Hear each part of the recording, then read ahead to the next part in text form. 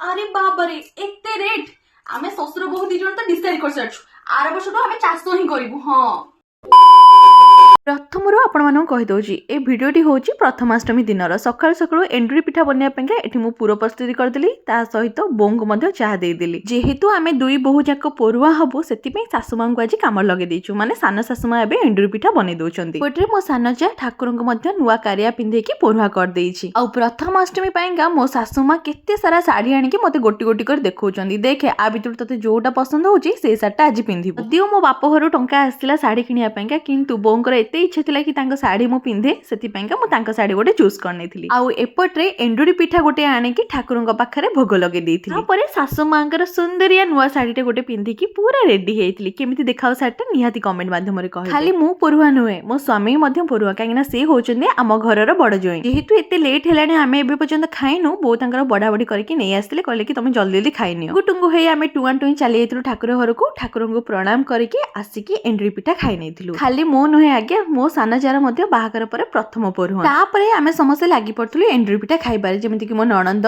मो भाणीजी मो जा मु आमे समस्त मिसिकी खाउथुलु। किछि घंटा परे स्वामी मध्य जाइतिले पट्टामंडी आसला बेलकु दहीबरा नै आस्तिले ताकु मध्य मु खाइ देइथिली। आउ राति पाइले होची गुरुवार ओसा आउ सेइथि पाइका झोटी चिता हमर पका पकी चाले। एई गछटीर ना होची सोरिष गछ जोटा कि माणबसा पूजारे लागि था। आजि भलिया दिन रे ए गोटे गछर रेट होची 40 टंका। एते टंका रेट सुनि कि आमे ससुर बहु दी जण काबा हेइथुला आउ डिसाइड कलु आर वर्ष को निहाती भाबरे आमे सोरिष गछ चाष करिवु। तापरे आउ कोन गोटे दिन आमे लक्ष्यपति हेइजिवो।